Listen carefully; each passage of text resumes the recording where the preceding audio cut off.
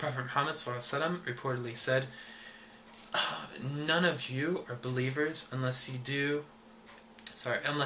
love for your brother what you love for yourself, right?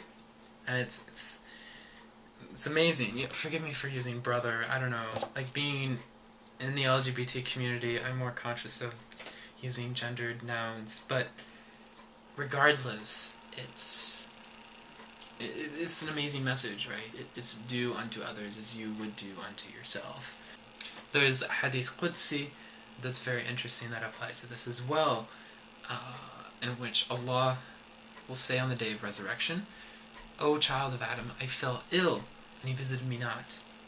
He, Adam, will say, O Lord, how should I visit you when you are the Lord of the worlds? Allah will say, did you not know that my servant so-and-so had fallen ill and you visited them not? Did you not know that had you visited them, you would have surely found me with them? And then he goes on, he asks them, O son of Adam, I asked you for food and you fed me not. He will say, O Lord, and how should I feed you when you are the Lord of the worlds? And he goes on, did you feed me? Did you give me drink? And there's a very similar narration within the Gospels as well. It totally goes to that same theme of love. Did we respond to our fellow human being with love? And it's not so much relating to the other. I kind of have this new thing where I think instead of saying the other relating to another person of another culture or another belief system or something like that, instead of thinking of them as other, you think of them as you. If anybody's read Martin Buber, philosopher from a Jewish background, he wrote this book, I Am Thou, which is awesome. It basically rewords the greatest commandments in the Abrahamic faith, right? That you should love God with all your heart, with all your mind. That's the ultimate relationship. That's the ultimate relationship of love that you have. And is that reflected with your fellow human beings? That is, love your neighbor as yourself. So this is the ultimate question. This is the elephant in the room, basically. We're not asking, is this halal or is this haram, and we're not trying to make excuses to be this or do that. It's not about that. There's this huge elephant in the room that's asking for love and belonging. And the Muslim community is like, okay, fine, we'll give you belonging, After all, we hate the sin, but we love the sinner. And I don't know where this mentality comes from. It's not native to this idea of love. It's like, I'll love you, but your deafness is kind of weird. I can't accept that. That's not God's plan. That's really bad. That's really, oh my God. All we're asking as Muslims who identify as LGBT is asking for love and acceptance. We're asking, does God love me? Do others love me? Parents, mom, dad, can you love me? Brother, sister, can you love me? Brother, sister in faith, can you love me? Can I love myself? Can I love? That's also another question. Can I love somebody even though that person has the same reproductive organs as me? Something as like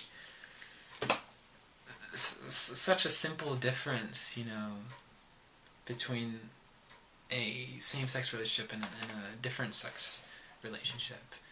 It's just like a chromosome difference, it's an X and an X with an X and an X, or an X and a Y with an X and a Y. And that's like, to be prejudiced against that, to say that that's not love, that doesn't create families, that does not create a environment worthy of love or respect in communities and in religious communities. That's like a smack in the face. It's so shallow.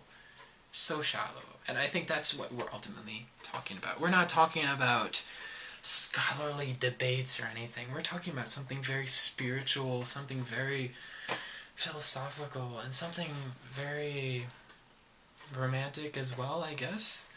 To use that word kind of loosely. Um, let's use friendship. We could say friendship as well. We're talking about love in essence. And anyway, that's my video for now. I just wanted to talk about that. Basically what I said was kind of like, I don't know. It's been floating in my head for the past few days, ever since I thought about doing this video, and after I'm done with this video, I'll probably think of a whole bunch of things to say in addition, but basically, yeah, this is, anyway, I think that's what Muslims who are LGBT are asking, do you love me, basically, and that our Muslim communities are not responding to that question is an issue, and for us, we kind of have to find our own way, we have to find, language is empowering for one thing, we have to find our own way, and language helps, right, these words, queer, gay, lesbian, we can take that, and hopefully, we have the friends, the right community to help us feel accepted. For me, it was like books too, obviously, like I quote books and stuff all the time now. But yeah, it's wherever you find your sense of belonging, you need to find that. You need to find that love. Because the Muslim communities aren't giving it, there's very few out there.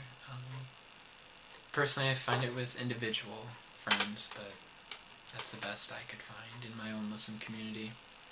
Anyway, that is all, and until next time, Assalamu alaikum.